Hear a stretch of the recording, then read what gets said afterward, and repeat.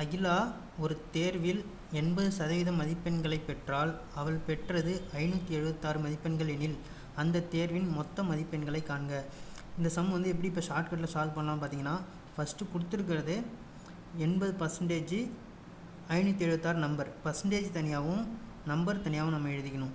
பர்சன்டேஜ்னால் மொத்தம் 100% ஒன்று, இன்னொன்று இவங்க கொடுத்துருக்கிறது 80% மார்க் கொடுத்துருக்காங்க. 80% மார்க் வந்து 576னா 100% எவ்வளோன்னு கேட்குறாங்க. அதுக்கு நம்ம என்ன பண்ணலான்னா, ஃபஸ்ட்டு 80% தனியாக 576 நம்பர் இங்கே.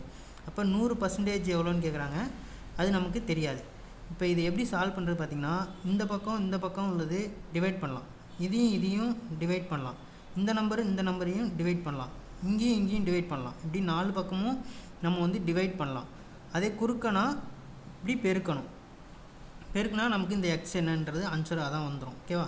இப்போ இதை ஷார்ட் பண்ணி பார்க்கலாமா? இதை எதால் அடிக்கலாம்? 10ஆல் அடிக்கலாமா? 8 10 80, 5 100. அடுத்து இதையும் கூட அடிக்கலாம்.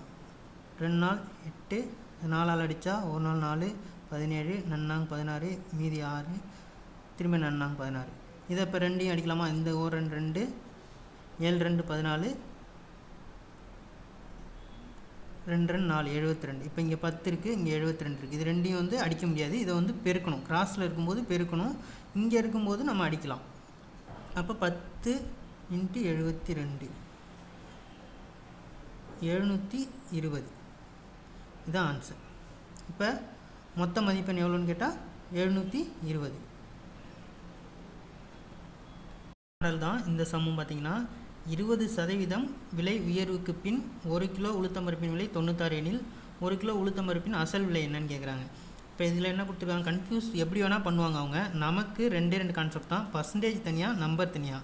எது கொடுத்துருக்காங்களோ அதை எடுத்துக்கிட்டு கொடுக்காத நம்ம கண்டுபிடிக்க போகிறோம். இப்போ 20% விலை உயர்வுக்கு அப்புறம் 96ன்னு சொல்லியிருக்காங்க. அப்போ 100% தான் நமக்கு வந்து அசல் விலை.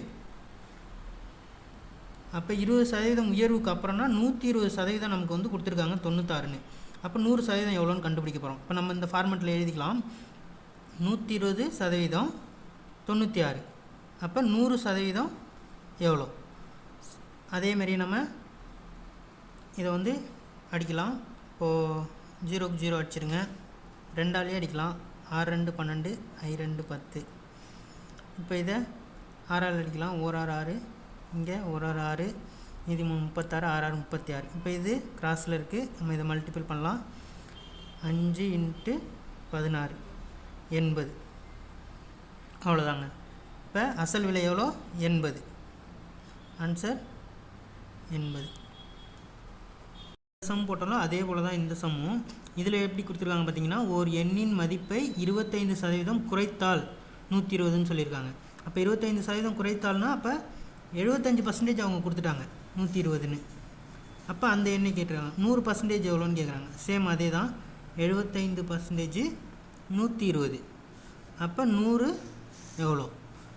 இதை அடித்தா 3 25 75, 4 25 100, 1 3 40. இப்போ இதை பெருக்குனா 4 × 40 160.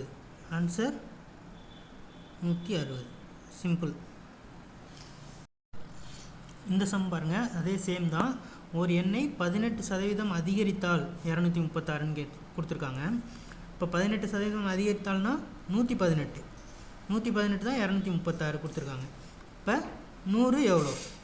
சேம் அதேமாரி பாருங்கள், 118 236, 100 எவ்வளோ? இப்போ இதே பார்த்திங்கன்னா இந்த ஃபார்மெட்லேயும் எழுதிக்கலாம். இப்போ இதில் தான் நம்ம இப்படி தான் எழுதி போடணுமா? இல்லை, இதே இப்படி கூட ஈக்குவேஷன் ஃபார்ம் பண்ணுவாங்க ஒரு சிலர். ஆனால் பர்சன்டேஜ் வந்து ஒரு சைடும் நம்பர் ஒரு சைடும் கண்டிப்பாக வந்துடணும். 118/100 = 236/x. இப்படி கூட நம்ம சால்வ் பண்ணலாம். இதை அடித்தா ஒரு 118 118, 2 118 236.